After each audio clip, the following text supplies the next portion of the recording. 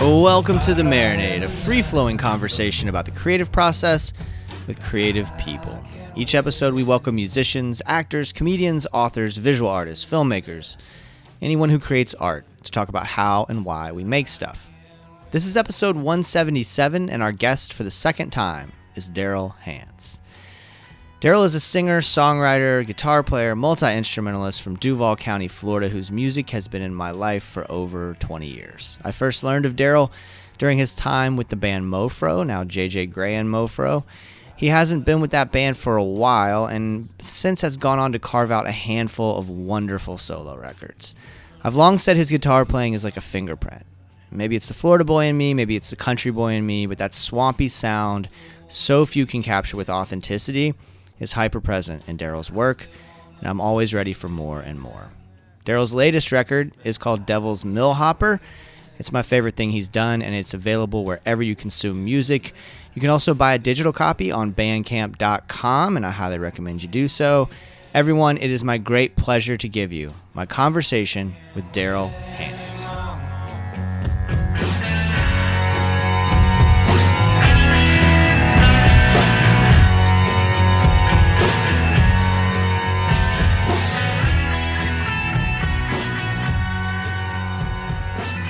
Anyway, here we are and we made it. Yeah, man. How'd y'all do down there with that hurricane? We did all right. Yeah, it wasn't too bad. I went over to a friend's house and it was like nice and it was kind of like nice because it just, those ones that don't hit you too hard and so you just kind of slow down a little bit. Yeah. That was kind of nice. How about y'all? Did it hit you at all up there? Did you get much? We didn't get much. A little windy on the backside. Yeah. We may have gotten a few gusts up around 50 here. Mm. We're really, I'm about 55 miles due west of the Atlantic Ocean, and I've noticed when we had a Matthew that went just offshore here back in 2016, and then he's past three that the center went inland, the big one, Helene, it went inland 100 miles due west of here. And we were in this weird dry zone, man. We got hardly no rain and a little windy on the backside, and that was it. But it's just we're in the perfect zone here. Knock on wood. I don't want to Right, I hear get you. too Yeah, ahead of Orlando's game, kind of that way. Other than Charlie, and I wasn't here. I was living in Jacksonville at the time Charlie hit, and so other than Charlie, like Orlando's usually pretty fortunate, and we just get a couple days off of work, and I just hunkered down, and we didn't lose power. We just we just binged a TV show and hung out and went to bed early. It was kind of nice. I had a good night's sleep, and then I got a couple days off of work, and I got a bunch done and a bunch of creative work done. Picked my guitar up a lot. It was fun. So we got the power during the Helene. The power went out here. We almost made it, and then about 2 a.m. the power went out, and it was out for about 36 hours. The chicken in the freezer didn't even have time to thaw out on the way, so we got off great. Good, man. A few big limbs in the yard. No big deal. Good. Well, dude, I'm so excited to talk to you again. Welcome back. Thank you. Yeah. It's been a bit, man. Thank you too. It's been a few. 2021 was the last time we talked. Can you believe that? Yeah. Okay. I remember I had the room here all kind of like different. I had you can see the insulation and stuff here. I've kind of finished it out a little bit. So. Yeah, it was definitely a work in progress Hung the back drywall. then. Yeah, man. Yeah. I love the new record. As I've expressed to you and I've expressed online, and folks who follow me know I've been a fan of yours for a long time, and I love your solo work, and it's there's so much that I want to talk to you about, and it's so unique. But this is my favorite record you've made. Oh, good, man. I think it's my favorite too. It took a long time. Well, I mentioned, a little bit more, Well, it wasn't because I didn't. It was just I was actually recording it at a friend's house. The computer shit in the bed, and then so I was kind of out. I was like, oh shit, I can't do anything. So went on the back burner. Then I got involved with other shit, like helping my mom remodel her house and then doing stuff around here, working and et cetera, et cetera. And I finally got everything hooked up here where I could mix it at home, so I didn't have to go pay somebody, find $3,000 to go pay somebody to mix it. And I just do it here. So that took a while, but it all in all, I finally got it done. So and out I'm, there. I'm glad you did, man. I was listening to it a couple more times today. I spent a lot of time with it and listened to it a couple more times today. And last night I was listening to it. Um, there's something that kind of hit me. A couple of themes that had come through the whole time that, and then it hit me again. There is that very, I kind of think of you as like one of the contemporary godfathers of sort of Florida swampy rock. And that shit is like, especially as somebody who grew up in Florida, that like that kind of sound, and you do it in a different way than anybody else, is something I gravitate toward. It's comfort food. It feels like home. And there are lots of themes that run through the record that I picked up on: Florida, environmental themes, that unique sonic Daryl Hance thing you have, the way you play guitar that I'm so fond of, that I've talked to you about before.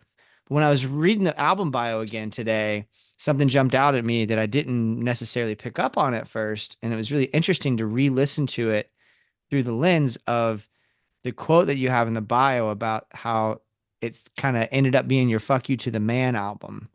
And I didn't pick up on that at Yeah. all at first, Okay, sort of. So I'm curious. Yeah. I'm curious to talk about that. It's like kind of subliminal, I guess. It's I've had these songs, man. Like the newest song on there is the last song on the album, and that song is from 2016. Oh wow. So most of the stuff is like there's some songs there that go back to the early 2000s. So it was kind of a what do you call it? Just cleaning, going back through and like cleaning out the closet kind of thing. Because I've had this a bunch of dark, not a bunch of dark material, but I just had some really dark stuff that I wanted to channel into this album, like a dark album, and then turn around and do the polar opposite of that, and like a super positive, not necessarily super positive, more like a 70s uh, summer hits album is which I'm working on right now, demoing. Um, or actually, I'm hanging a lot of drywall and stuff right now, but trying to buy food and stuff. But back to that album. But yeah, I just wanted to make a dark album, and with this material, and it just kind of worked out like that, man. And as I started fucking around with it and found these songs that work together, then I had this wacky dream about getting pulled down into a sinkhole, and then with a bunch of shit I cared about or thought I cared about, like, oh, there goes my guitar, oh shit, kind of like while I'm getting sucked down in this dream. And then I woke up, and Devil's Millhopper come to mind, because it's a sinkhole like on the northwest end of Gainesville. And my wife actually took me there, but years ago, but we'd go by there all from time to time on the way to the grocery store, because where we live, we kind of go down to Gainesville a lot, so we don't have to deal with the madness of Jacksonville and traffic and stuff. Mm-hmm. Gainesville's a little bit more laid back. So, but yeah, I just wanted that. But yeah, the fuck you to the man, that's kind of a loose thing, but I just thought that was kind of a like that would be kind of cool, because nobody really does that. Maybe they do, but I don't. It seems like people don't go there as much these days, Mm. And I don't know. Maybe there's a reason for that. I don't know, But I guess it depends on what what somebody's wanting to say or whatever. Maybe they're just trying to keep it. A lot of people keep it positive, and that's something too. Just keeping things on the positive, which I don't.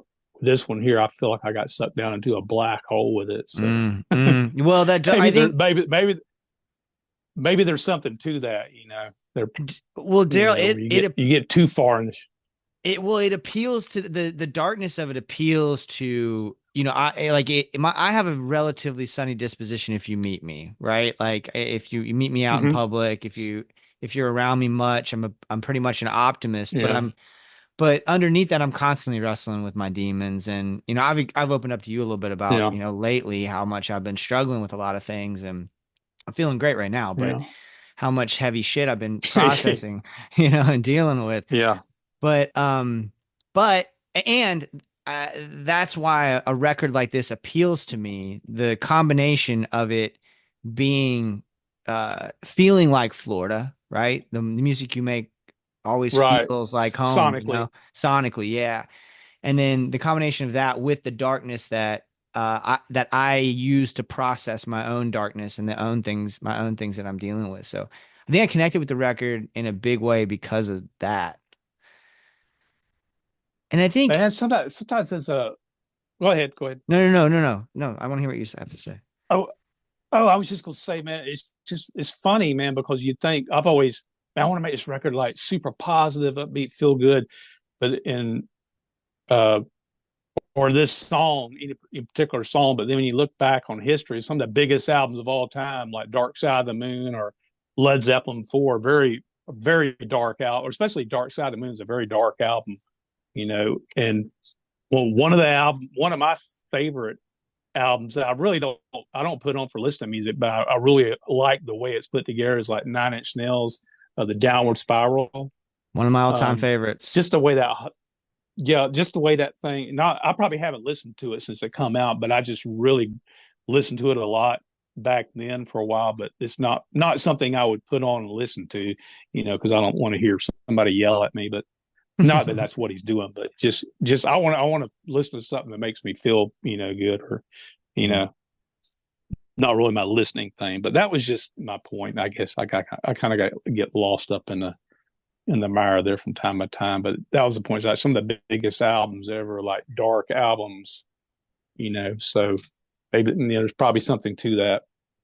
Yeah, and I was listening a few days ago, and something came to me as I was listening to it in sequence. I wonder if this was intentional or if it just hit me this way. But once you get to the title track, which is like track 7, I guess, it's right in the middle of the record. Oh yeah, yeah, the instrumental. Yeah, which is wild as hell, and I dig it, man. Like I really dig it, and I'm Yeah, curious about that. it's But like a and for folks total listening, total accident. really? Okay, tell me about it. Yeah. Yeah. Oh, it's just I I don't even, how did I even, it's just I don't even know how, I was just there. Well, I demoed, I was pretty focused when I went in to make the album, and just the only other person that even touched anything on it was B Gale, my drummer, when she played on the tracks. But I went in there and I got most of the songs down. I just started fucking around with a slide guitar. The thing is backwards on there, and just kept messing around with that. Oh, let me record this and record it. The next thing, I had her to put drums on it. Then I put a little bass on it, and then it sat on the back burner for the 6-7 years. And then when I pulled it back out last year to mix it, I kind of got it into focus. And then I found this other track that I'd recorded of all this weird shit, and I was like, God, that's bad as shit. So I pulled it in and dropped it in there, and then it just all just like come together in this like weird, Jimi Hendrix sounding, fucking like Yeah. Electric Lady sounding shit, and just like cool. And Yeah, it was a perfect little segue, and to take the front part of the album into the next, the last side two, whatever, kicks off side two. I When mean, it yeah, split the it's like vinyl, it'll kick off side two. yes, so that's what I was just gonna say is that whole side too, I figured that's probably where we were going there, time wise, but yeah, it kicks off side Yeah, two with that Jimi Hendrix like spiraling down into the Devil's Millhopper. And for folks listening who don't know Devil's Millhopper, yeah. it might be helpful for you as a visual to just Google it. It's like kind of I mean, it's part of Florida lore. I feel like everybody kind of has their moment there. I lived in Gainesville for a while, and we would go down there all the time. And I haven't been back in probably Okay, so 20 you're familiar years. with that. Okay. Yeah, yeah, I probably haven't been back in 20 years. But like, I grew up in Ocala, and then I lived in Gainesville for several years, and yeah. So when like that, I could picture when I was reading the bio too about the dream that you had, I could picture all of that like in my own way, and then that the side two kicks off and it feels to me like it's already a pretty dark record. And then I feel like side two, that song kicks off an even steeper darkness. I don't know if that's accurate or Yeah, if you yeah, caught it that or goes. if you meant that. Yeah, yeah, yeah. I had it. I've gotten pretty good at like laying stuff out like in my head how it kind of should, like I get the tracking order done pretty early. Hmm. Like the when I start demoing songs, I'm already kind of setting it up for, you know, how it's the tracking order, and that just worked perfectly into whatever song came next on. I can't remember right now but it was a perfect segue. Oh, this is cool, man. Fucking, that segue into it, into T the down into the madness or whatever. Touched by the Hand of God is the next one. And I think that's why it's so, Yeah, yeah, yeah, like it makes so much sense. Even the titles, yeah, right? Devil's Millhopper followed by Touched by yeah, the Hand of God is, uh, yeah, it makes so much sense. And then the next couple songs, I mean, just if I just look at titles, and always interested in titles. I know for my own songwriting that I take seriously as a hobby, titles are one of the hardest things for me. And I change the titles of songs a lot. And I don't, I have a hard time with it. So when I see songs, especially in sequence like this, Touched by the Hand of God, As Bright as Day, yeah. Over the Waterfall, and then And He Wants Your Soul, it's so Hmm. interesting to me that these were written at different times because that feels, especially in sequence, feels like they were written together.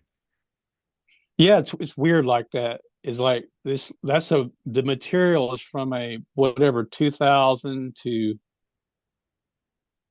2016. So that's over a 16-year period. And those are just the ones I selected out of there. For instance, like that song "Never Gonna Know" on there. That's the oldest one, I think, and that's from 2000. I was sitting on my back porch, smoking a tater, and there was a one of them green lizards, the chameleon ones they got here, and anoles or whatever you call them. But he was sitting on the screen while I was smoking this joint, and he was just kind of like looking at me, and it just sparked my imagination, like of a conversation the lizard would have with a human or me or whatever. More like a human, not necessarily me, but where he's like telling, that's what the song is, the lyrics in it, fucking, it's like a an animal. It could be a lizard or anything, just making fun of a human. You can't be like me, motherfucker. I'm free to do what I want, blah blah blah blah, etc. You have to follow this. You have to follow guidelines. You know, Oh my God. enjoy your life. That's so funny you Kind of brought that thing. up. So I was today, I'm a middle school English teacher, and today I was teaching this poem called Identity, and I feel awful that the Julio Polanco is the author's name. And uh the concept of the whole, it's worth looking up for everybody listening. The concept of the whole thing is this idea of like, is it more important to you to fit in society's norms and to be popular with people around you and to fit what people expect of you, or is it more important to be authentically yourself? And I'm having these conversations with middle schoolers, and they're brutally honest about it. Like most of them are like, yeah, it's more important to me to fit into society. It's more important to me to be a part of society and be accepted by my peers. And the gist of the poem is like that nature, on the other hand, it is not at all beholden to society. It's going to do whatever it's going to do. And now that we're talking about it, it's so wild that I was teaching that poem today because your album bio talks about that a little bit. The idea of like humans trying to control nature and how nature is truly freedom and is truly free and is yeah, ultimately cannot be tamed at all. yeah. It's an illusion that you can tame it, and that without destroying it and destroying your own house. Yeah. But The guitar on Fire, on the track Fire, it stood out to me a lot. oh right, And I'm curious about that. And like, it's like it's real trippy, and but it maintains that Daryl Hance swampy feel that I like so much. Um, can you talk about that? How that came about? It's definitely a standout on the record. the the lead guitar Yeah, lines or the like lead the guitar lines. rhythmic. Yeah, no, the lead guitar lines. But the early part of the song, it's just a bluesy little riff, but on the end, the tag on the end is a slide guitar Hmm. that did I run it through a wah pedal? I think I ran it to a wah. I had a lot of trouble with that song. That song and Touched by the Hand of God. I probably bounced off about 30 mixes of them before I finally got it right. Yeah, that was it. Yeah, it's kind of trippy. It's a slide guitar. I think it's through a wah pedal, and I just uh channeled whatever. but uh but yeah, it took a lot of time to figure that little piece out there, and then put the little backing vocals behind it to kind of beef it up, man. It's just one of those things where it never really would have set right. I tried picking a solo and like some of the earlier stuff, and I kept fucking around with the slide and finally locked it in. But yeah, I like that a lot, man. It had uh, a lot of emotion and frustration in it. Kind of Hmm. a release because that song is about being in a relationship. It could be with anybody. For me, it's like a relationship with a girl or whatever, where you feel like you're trapped and there's no way out, and it's just like there's Hmm. with someone who won't reason with the only they're trying to turn to they want to control you basically, or that they don't want to, they're in control of you, and you at some point you just got to save yourself, and I'm out of here, uh in the dark of the night. Sorry, bye. Because there's no reasoning with a person. You can't just simply say this isn't working out, blah blah blah, and then because then they'll want to take it to the next level and keep escalating, and it's about basically fuck you, I'm out of here. So it's a Okay, save yourself moment, self preservation, no and it wonder could be I applied to connected. kind of and it could be applied to any relationship, friendships, a working relationship, whatever. Okay, I've been thinking about It's this it's kind of it's well, I'm thinking about that concept a lot, and I'm curious to pick your brain about it. Because, like, I know for me, a lot of times I won't cut bait. I will, because I think I have this attitude of like my own personality and intelligence and abilities can overcome this, and I can carve out a little space for me in the way that I want it to go, rather than acknowledging like this ain't supposed to happen and it's not a good fit and I need to move on. And I'm curious how comfortable you are with those moments that you just described in the song Fire, and if you've learned any lessons about that in terms of your relationships with people. not really. It's like dude, it's for me personally, it's just as damn difficult as it ever was, I guess, or I don't know, man. I think everything has a lifespan, relationships, whatnot, and some re-intersect. Um, like for instance, my wife, we went to high school. We were in the home room together. I always liked her. She's the first girl I gravitated toward, and I was like, "Ooh, I like her." And then, but she didn't want to do with me then. But after high school, we ended up in the same group of friends, and eventually dated in the early '90s for 2 or 3 years, and she got rid of me and moved on. She didn't, want to do the musician thing. So, and then 16 years went by, and we just happened across each other again and reconnected, just like what were you saying 16 years ago? Just reconnected like that. And then we had our honeymoon phase, and then after however many years, we kind of go back into where this friction area again. So it's like an ebb and flow thing, man. Um, Maybe some people get there, and some people navigate it better. But something that we've really kind of come to the conclusion, not the conclusion, but kind of have zeroed in on is like giving each other fucking space.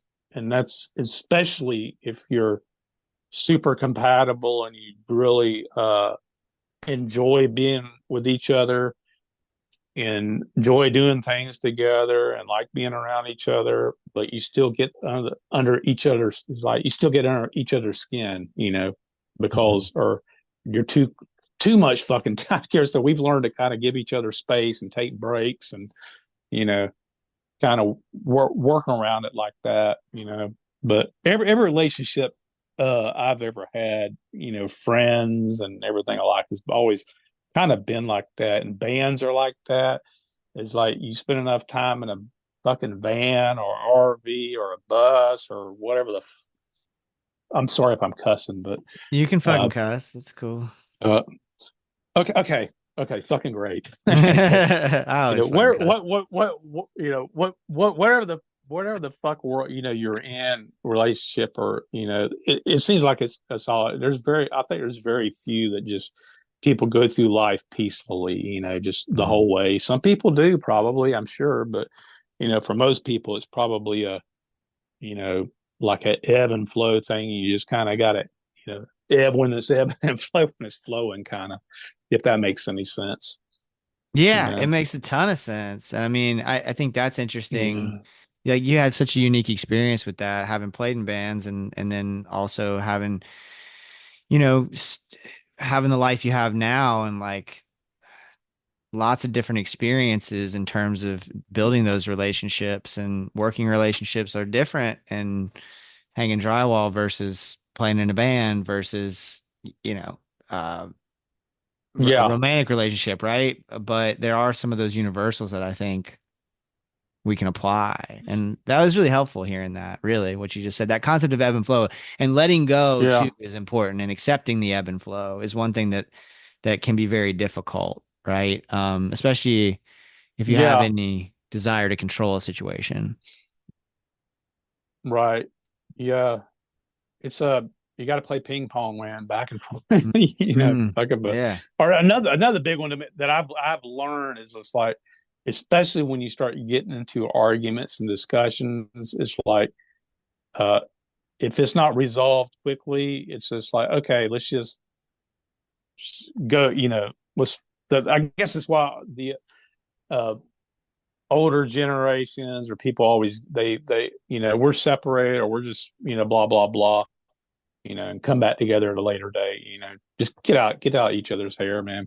I think it's just a space thing. I think again, there are exceptions, like when you get everybody's got everything has its breaking point, man. Most people do, and I do, you do, fucking everybody does, where you're just like, okay, this is beyond, what's the word? Reproach? Is that the right word? But in other words, it's gone beyond that point where it's like, okay, this is ridiculous. It's just time to pull the plug, and I'm not living the rest of my fucking life like this, Yeah, man, I've been kind of processing deal. that a But lot. I've been you processing that know, even more on the other side of 40, like that. yeah, and I've been there before too, man. Where it's like, right, to the point where you gotta ask, where you're not liking your life enough to where you got to kind of ask yourself, am I willing to live the rest of my life like this? And it's here, well, I guess I can't, and it's just like, for me, the fuck no. And not just, yeah, not, no thank you, fuck it, I've done, went as far as I can go here, and if you can't, be have a the moment of too bad, well, it didn't work out, it's just, blah blah, okay, maybe we can be friends, sometimes maybe you can't be friends, Yeah, so, but the world will still keep revolving, and the sun will keep coming up right there, so right. but You, it's just hard. uh, It's hard to break that. It's hard to break that emotional it bond you have with is. somebody sometimes. Yes. Yes, it You know, is. Yes. Um, you mentioned we were talking about side A, side B. We mentioned vinyl earlier. Can you talk about like, I'm curious how much like what you're doing to get these songs out there because I love this record so much. Is it going to be pressed to vinyl? Are you out there touring it? uh, I hit a brick wall with that, man.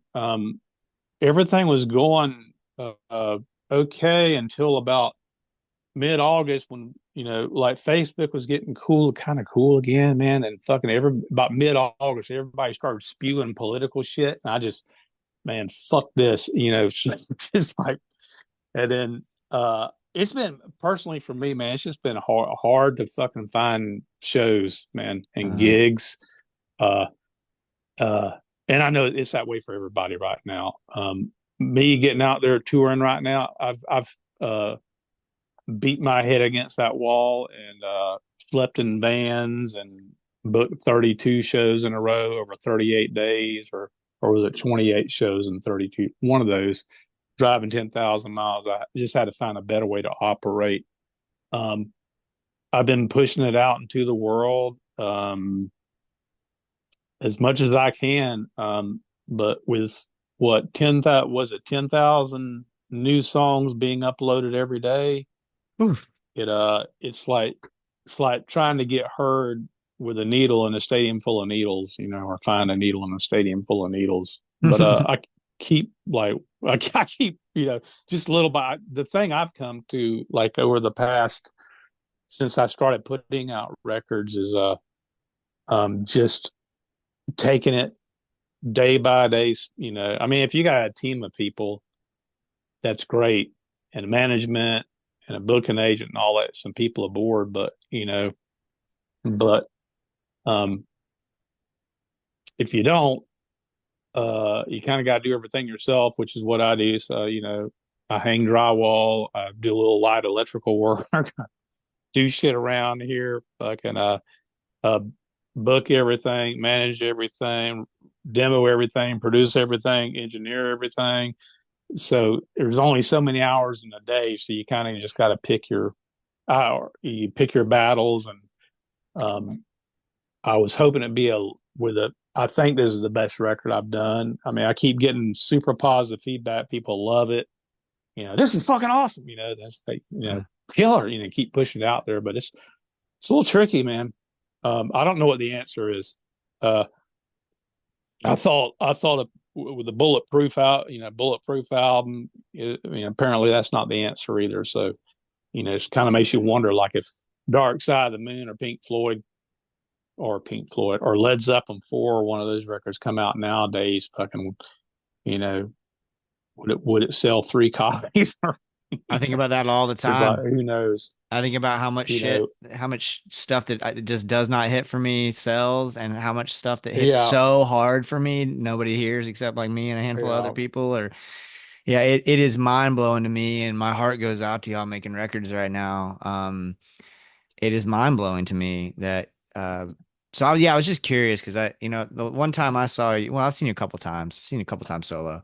Um, and you kind of did a one man band thing those times. But I know you have a trio, and I was just curious. I know you had a couple of shows in the last few months, or at least I think you did. yep, If I yeah. saw I it mean, correctly, yeah. yeah. I've had to do it, just me and my drummer, and actually everything is sounding better than ever, and it's the Cool, best. I think I finally had my 10,000 hours in cool. as far as fronting and playing live, or quickly approaching 10,000 hours. But man, it's just been uh really fucking kind of difficult, gigging, landing shows.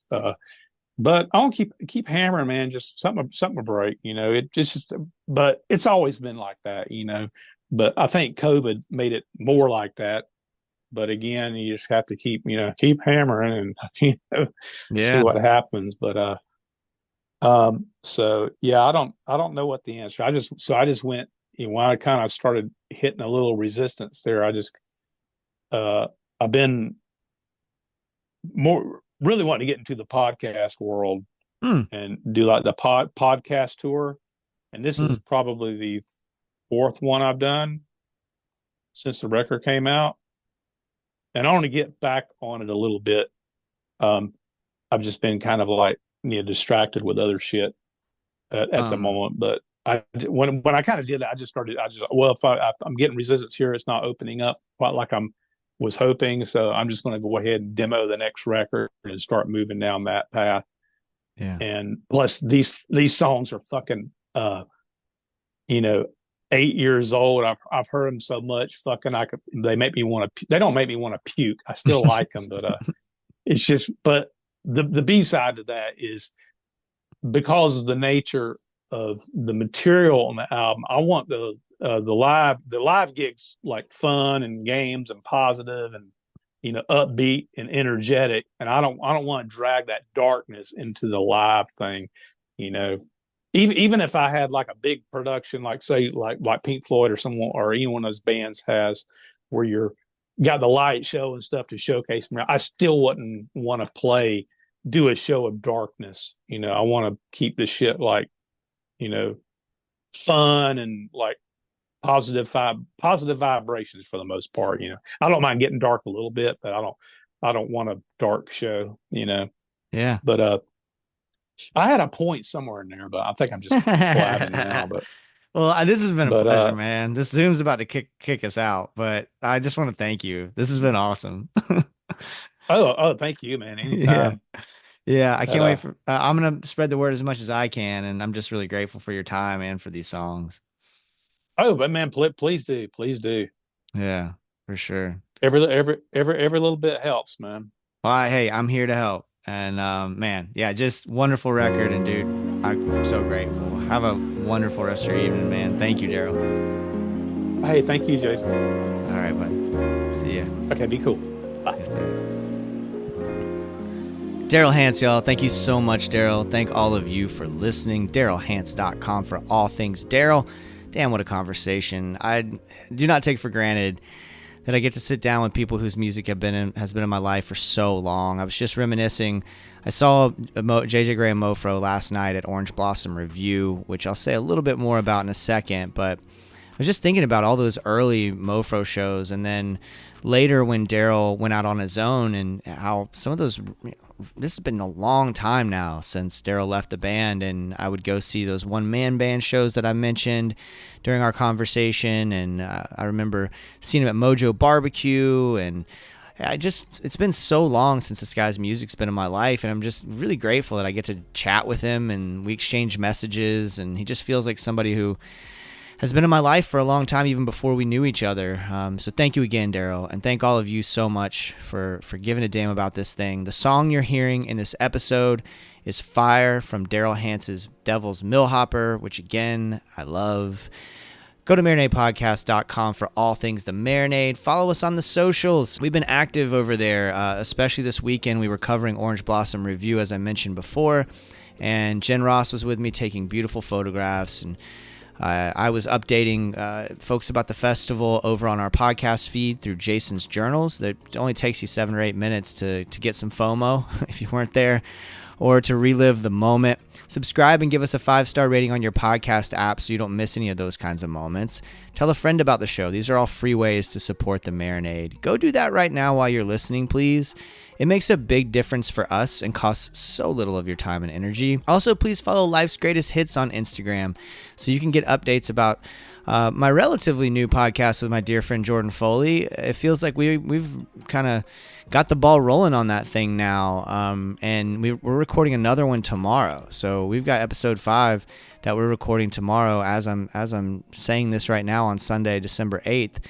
Make sure to subscribe, and also subscribe on your podcast app. Follow us and subscribe. We're working hard to expand this Marinade Media thing to bring you more stories from different perspectives. And just thank you for listening. We've been at this for a while, and it feels like there is a momentum that we are experiencing at the moment. And Jordan's influence has been really positive for me to keep that momentum going. If you really like what we're doing, Please consider joining our Patreon community. Just $2 a month, y'all. You can gain access to Patreon exclusive content like our show Jason's Journey, where I talk about the moments that shape my creative life and provide a window into the process of making the marinade.